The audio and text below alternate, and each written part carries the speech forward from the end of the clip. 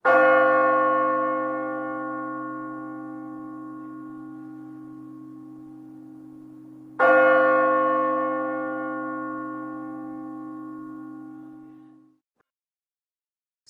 hari Minggu jemaat yang terkasih. Mari dengan bangkit berdiri kita memulai ibadah dengan bersama-sama memuji Tuhan.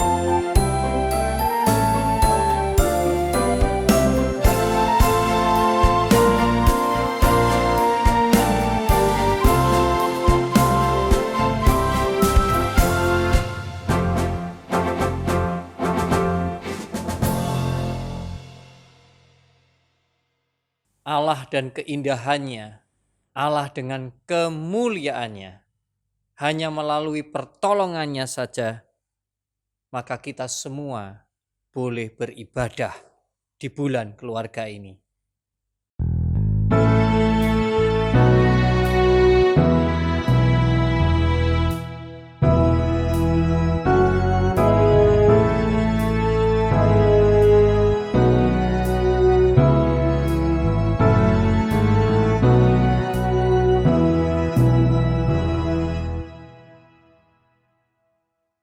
Kiranya kasih karunia dari Allah Bapa dan dari Tuhan Yesus Kristus dan kuasa Roh Kudus menyertai kita sekalian.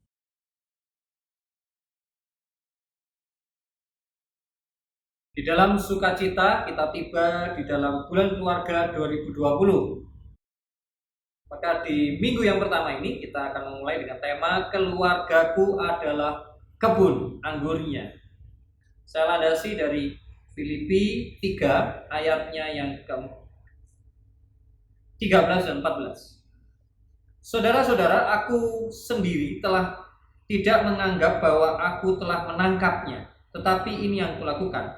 Aku melupakan apa yang telah di belakangku dan mengarahkan diri kepada apa yang di hadapanku dan berlari-lari kepada tujuan untuk memperoleh hadiah, yaitu panggilan sorgawi dari Allah dalam Kristus Yesus. Mari bersama-sama kita memasuki pemeriksaan diri, pengakuan ketidakberdayaan di hadapan Tuhan. Inilah kami, ya Tuhan, sebagai suami, sebagai istri, sebagai anak, sebagai orang tua, sebagai saudara, yang seringkali justru kami menyakiti hati orang-orang yang kami cintai. Dan dengan jujur, terkadang justru kami lakukan dengan sengaja. Kebiasaan kami membalas justru kami praktikkan di rumah kami masing-masing.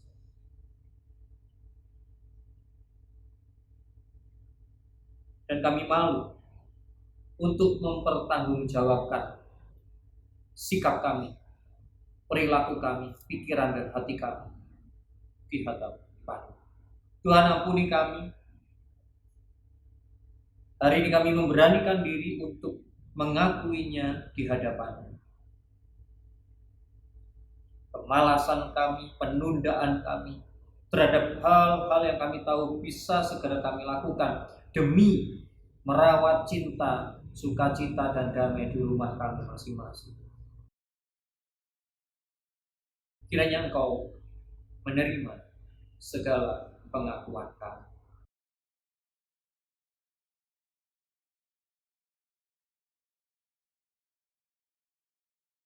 Berita anugerah dari Tuhan.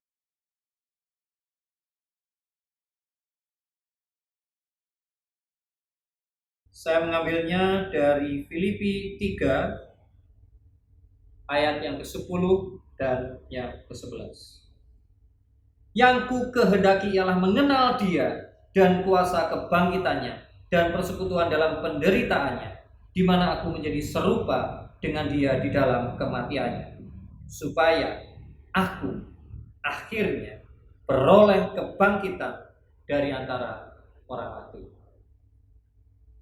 Demikianlah berita anugerah dari Tuhan.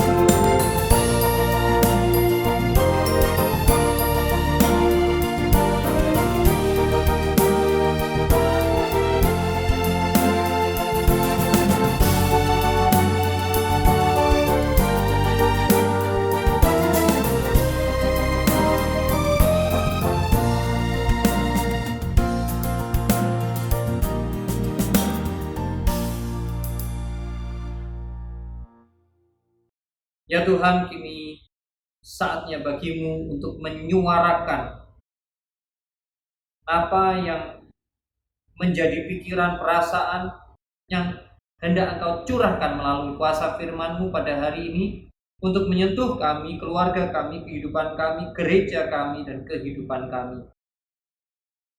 Dan itu semua terjadi hanya oleh kuasa Roh Kudus yang tinggal di dalam hati kami.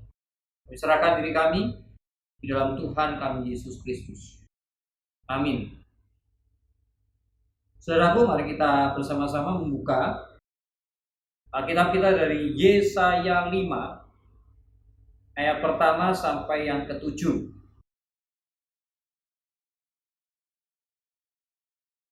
Ini adalah sebuah nyanyian tentang kebun anggur.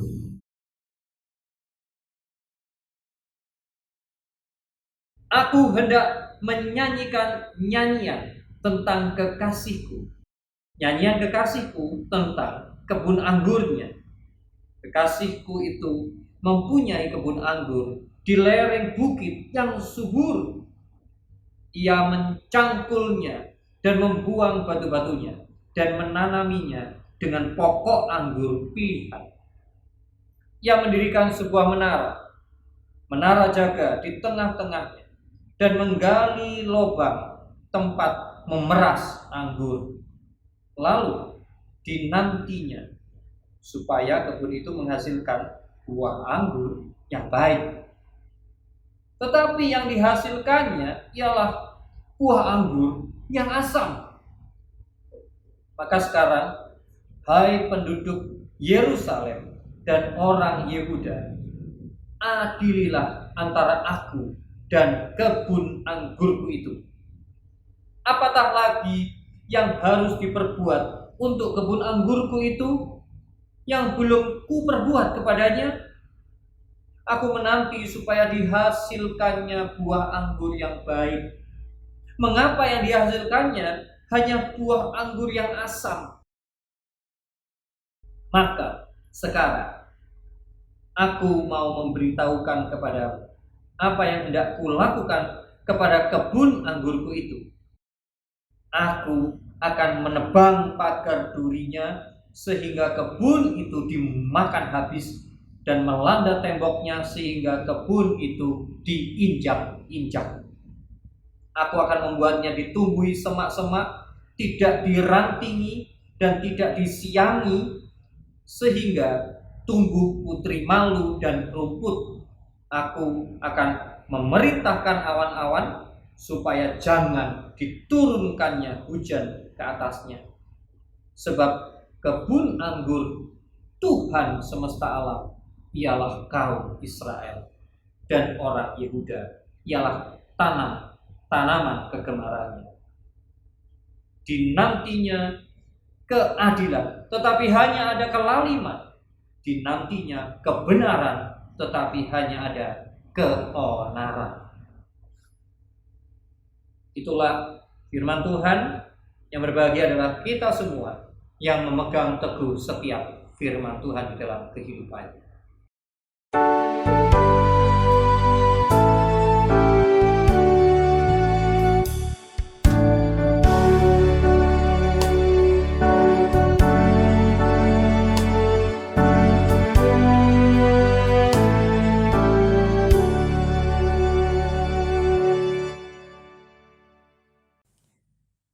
Seorang pendeta, ini namanya Lukas Aditya ya, dari GKI Coyudan Solo, ini mengungkapkan dalam tulisannya ya, the ugly truth. Jadi kenyataan yang tidak mengenakan gitu ya. Nah, semoga kenyataan-kenyataan ini membuat kita justru memeriksa diri, kira-kira apakah kita ini keluarga yang seperti digambarkan itu gitu ya. Ya, tentu semoga tidak. Ya. Nah, dikatakan seperti ini. Di masa kini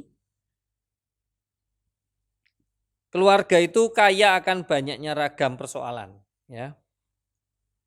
Nah, misalnya apa? Persoalan pendidikan anak. Seorang anak dapat dituntut dan dipaksakan untuk memenuhi harapan orang tua, masuk ke sebuah perguruan tinggi yang sama sekali bukan keinginan anaknya. Nah, persoalan harapan gender orang tua. Kenapa? Karena orang tua menginginkan seorang anak laki-laki, tapi yang lahir ternyata adalah anak perempuan. Maka dididiklah anak perempuannya sebagaimana seorang anak laki-laki. Lah, demi apa? Demi memuaskan harapan sang orang tua.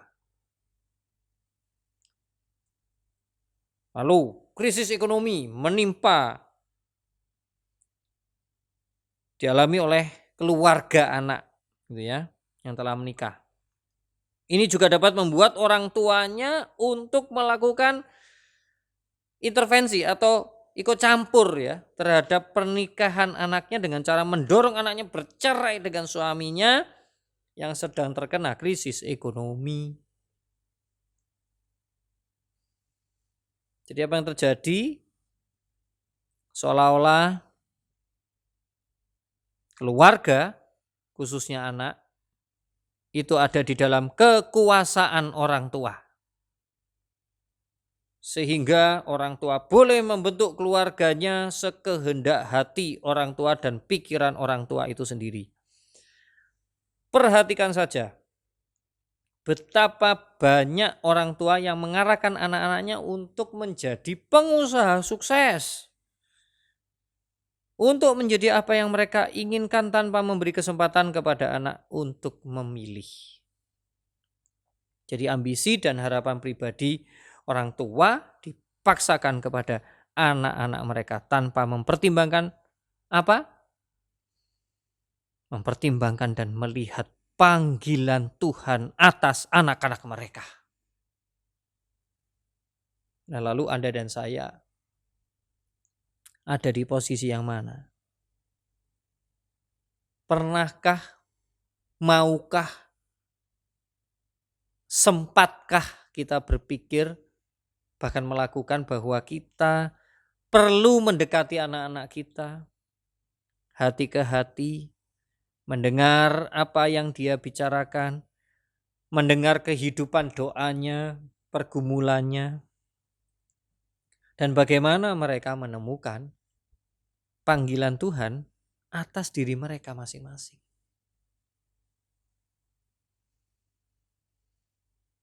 Dan tidak sedikit saudara, menurut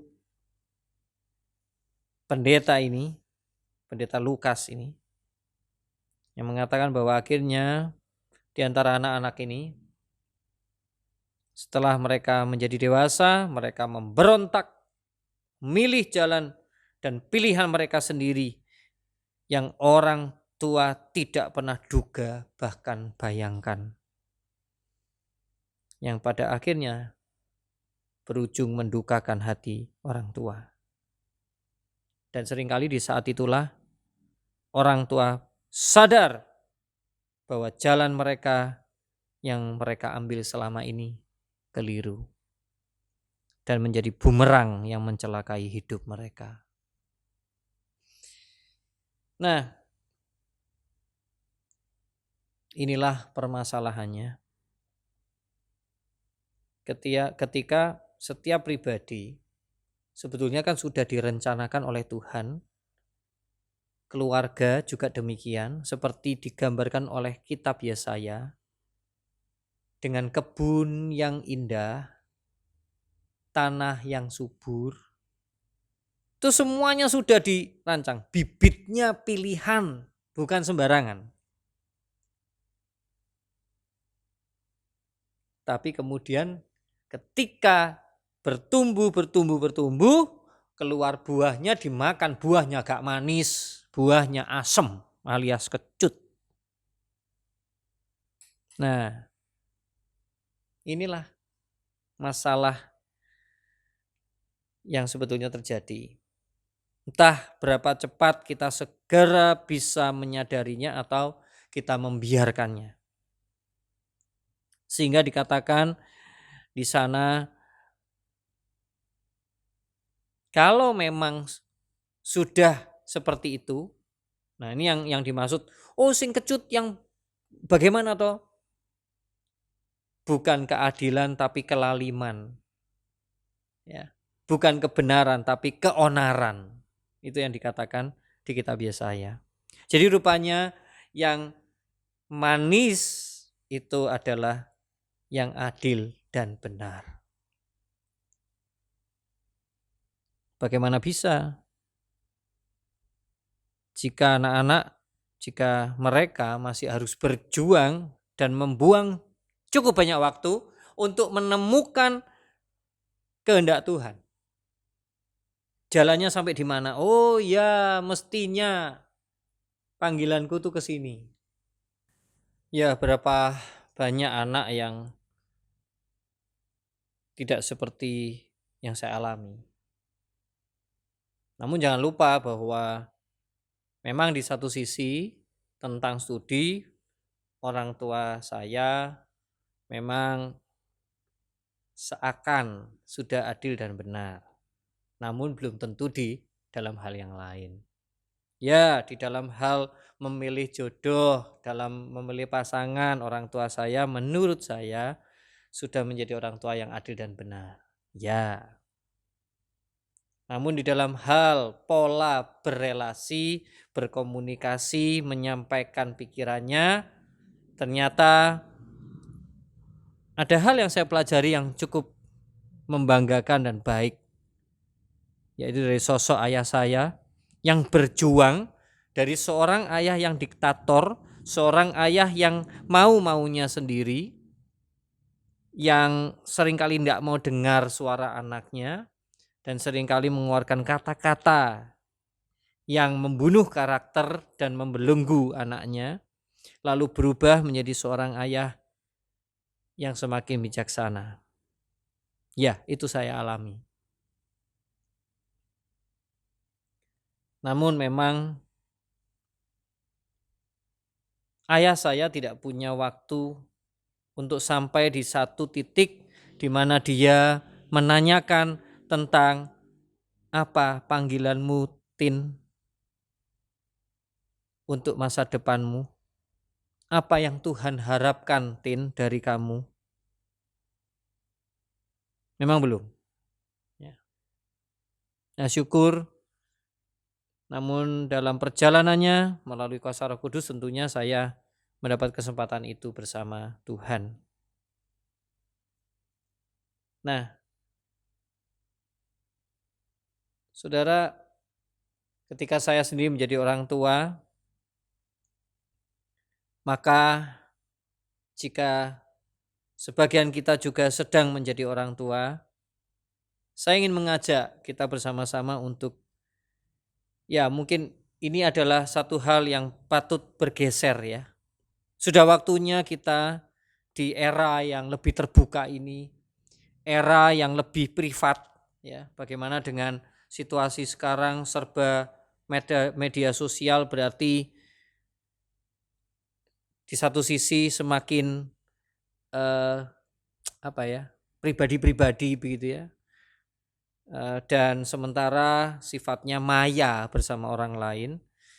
Namun saya yakin justru keluarga demi keluarga sekarang semakin punya kesempatan yang banyak untuk berkumpul, untuk memulai ya, mengawali dengan cerita-cerita, dengan kisah-kisah, dengan topik-topik pembicaraan yang ringan, sampai ketemu pola bicara yang nyaman dan enak, merasakan dengan tajam perasaan satu sama lain, berani menembus ketakutan-ketakutan ketika keluarga atau anggota keluarga yang satu sama lain bisa merasakan bahwa ya anakku ini sebenarnya ada yang nggak nyaman, tapi aku nggak tahu persis apa yang nggak nyaman, maka maukah dengan rendah hati kita menggalinya? Dan kalau itu karena sumbangan kesalahan kita, maukah kita berubah? Saudara, ajakan ini diserukan oleh Tuhan dengan lantang karena sadarkah bahwa semua ini adalah kebun anggurnya Tuhan. Keluarga kita bukan milik kita. Nah, ada hal yang menarik dan bisa mencerahkan kita, saudara. Itu seperti ini. Nanti ada satu fase di dalam hidup ini di mana kita semakin tidak puas sama keluarga kita. Entah posisinya apapun ya. Bisa posisi anak, bisa posisi saudara, bisa posisi orang tua, apapun, suami atau istri, merasa tidak puas. Lalu dari fase itu, kenapa terjadi? Karena sebetulnya ketika setiap anggota keluarga itu berusaha untuk memuaskan Tuhan, maka yang lain satu sama lain akan merasa tidak puas pada awalnya. Itulah berita baiknya. Dan lambat atau cepat, maka kepuasan yang mendalam yaitu kedamaian, kesukacitaan di tengah pergumulan masalah yang mungkin silih berganti dan tetap menghantam, tidak akan menghancurkan kesukacitaan, kedamaian dan kepuasan itu.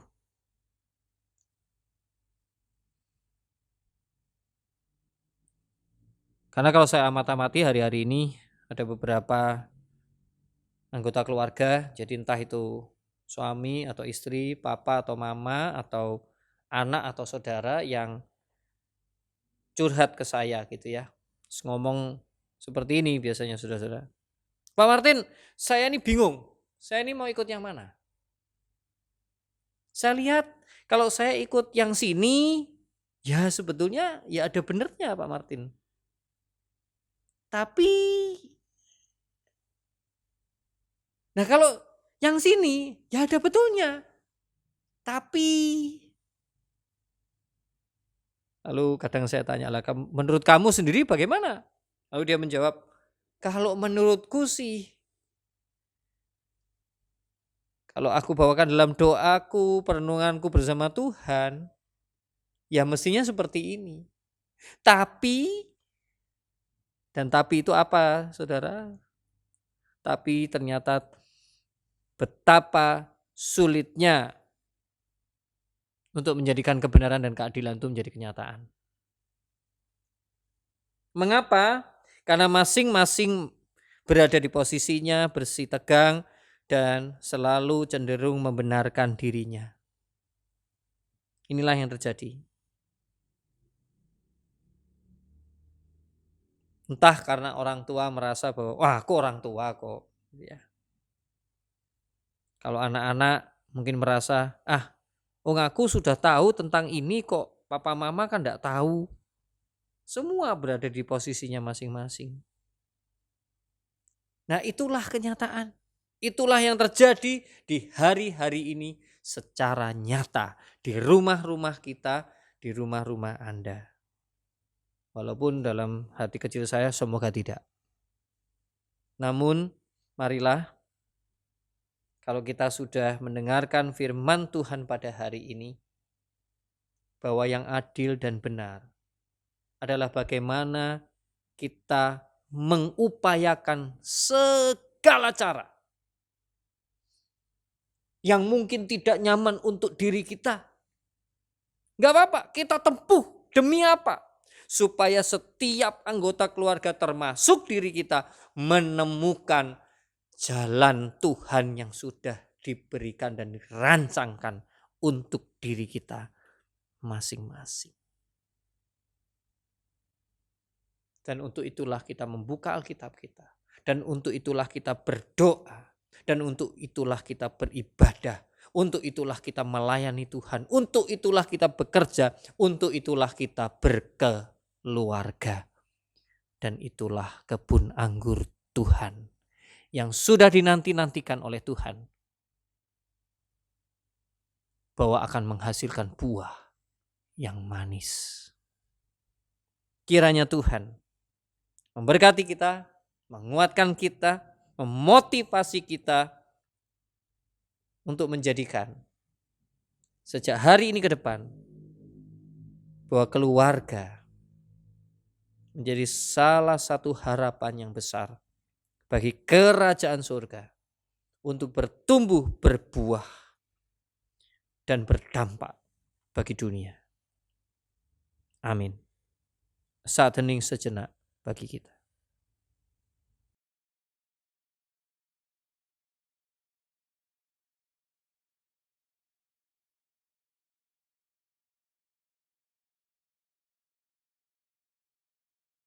Mari jemaat sekalian dengan bangkit berdiri kita mengikrarkan pengakuan iman percaya kita. Mari kita mengikrarkan pengakuan iman rasuli. Aku percaya kepada Allah, Bapa yang Maha Kuasa, Khalik langit dan bumi, dan kepada Yesus Kristus, anaknya yang tunggal Tuhan kita, yang dikandung daripada Roh Kudus, lahir dari anak darah Maria, yang menderita sengsara di bawah pemerintahan Pontius Pilatus, disalibkan, mati dan dikuburkan, turun ke dalam kerajaan maut. Pada hari yang ketiga, bangkit pula dari antara orang mati, naik ke surga, duduk di sebelah kanan Allah, Bapa yang Maha Kuasa. Dan dari sana ia akan datang untuk menghakimi orang yang hidup dan yang mati. Aku percaya kepada Roh Kudus, gereja yang kudus dan am, persekutuan orang kudus, pengampunan dosa, kebangkitan orang mati, dan hidup yang kekal. Amin. Jemaat dipersilakan duduk kembali. Kini mari bersama-sama di dalam anugerahnya kita menyatukan hati untuk mendoakan setiap keberadaan keluarga-keluarga kita. Ya Tuhan, kini kami datang kepadamu dan kami ingin mendoakan agar setiap keluarga anak-anak Tuhan mulai saat ini disibukkan untuk menyatakan keadilan dan kebenaran, menghilangkan segala tuntutan harapan yang hanya mengarah kepada paksaan demi paksaan, yang menekan hati setiap kita, setiap keluarga, dan setiap orang yang ada di dalamnya.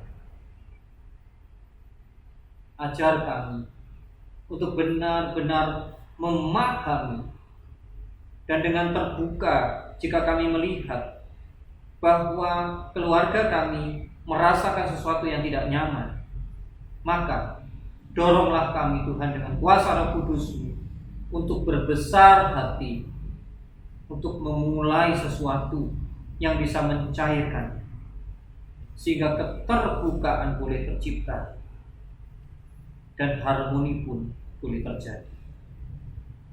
Dan terutama bahwa kami, setiap keluarga kami, untuk menuju kepada tujuan dan rencana Tuhan saja, bukan semata-mata hanya untuk kesenangan diri kami masing-masing. Demikian juga gereja kami sebagai keluarga. Bawa kami Tuhan, biarlah api-api semangat terus berkobar, tidak akan begitu saja dirusak dan dihancurkan oleh pandemi. Jangan biarkan kami semakin malas, semakin tak berdaya, bahkan mulai menjauh dari ibadah, bahkan yang online. Ajar kami terus mengobarkan semangat. Jika diizinkan, jika situasi sudah dipulihkan, atau setidaknya situasi di tempat ini memungkinkan dengan protokol yang ketat, maka ajar kami untuk serentak dengan penuh semangat kami datang ke rumah Tuhan bersama bersekutu menyembah dan memuji nama. Demikian juga kami sebagai keluarga besar Indonesia, ajar kami untuk terus saling memelihara kasih satu sama lain. Apapun yang kami terima, yang menyedihkan, yang tidak adil dan tidak benar, tidak membuat kami kehilangan keadilan dan kebenaran kami untuk kami nyatakan kepada negeri Indonesia ini melalui tetangga kami, lingkungan kami. Terima kasih ya Tuhan. Setiap doa ini kami naikkan bersama doa yang Kau ajarkan. Bapa kami yang ada di dalam surga, dikuduskanlah nama-Mu. Datanglah kerajaanmu, jadilah kehendak-Mu di bumi seperti di surga. Berilah kami pada hari ini makanan kami yang secukup, dan ampunilah kami akan kesalahan kami, seperti kami juga mengampuni orang yang bersalah kepada kami. Dan janganlah membawa kami ke dalam pencobaan, tetapi lepaskanlah kami dari yang jahat. Karena Engkau yang mempunyai kerajaan, kuasa, dan kemuliaan sampai selama-lamanya. Amin.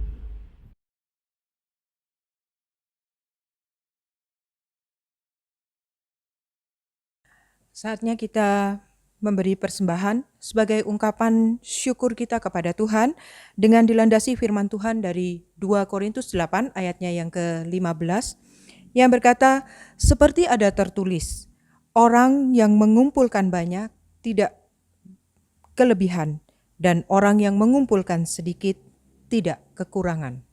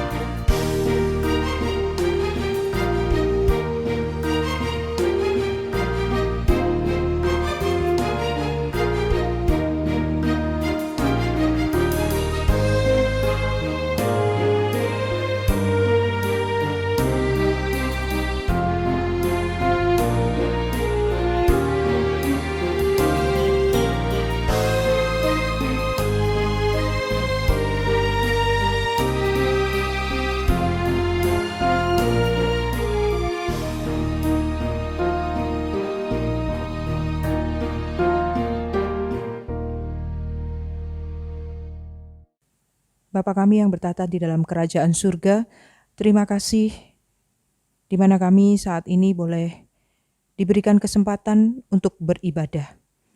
Terima kasih juga atas firman yang telah kami dengar, dan biarlah firman Tuhan boleh terus tumbuh dan berbuah di dalam hati kami. Pada kesempatan hari ini Bapa, kami juga memberikan rasa ungkapan syukur kami kepadamu. Biarlah Tuhan memberkati apa yang telah kami berikan. Besar kecilnya persembahan kami, dan kiranya persembahan ini dapat berguna untuk pelayanan pekerjaan Tuhan di tempat kami. Terima kasih Bapa di surga, di dalam nama Tuhan Yesus kami berdoa dan mengucap syukur. Amin.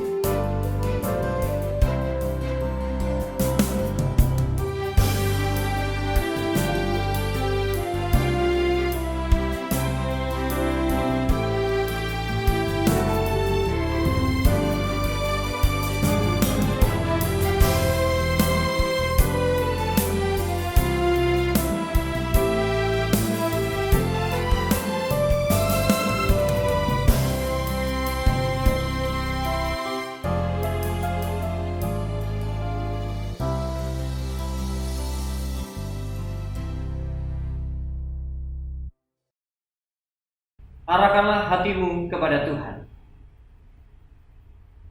Jadilah saksi Kristus. Terpujilah Tuhan. Inilah berkat dari Tuhan.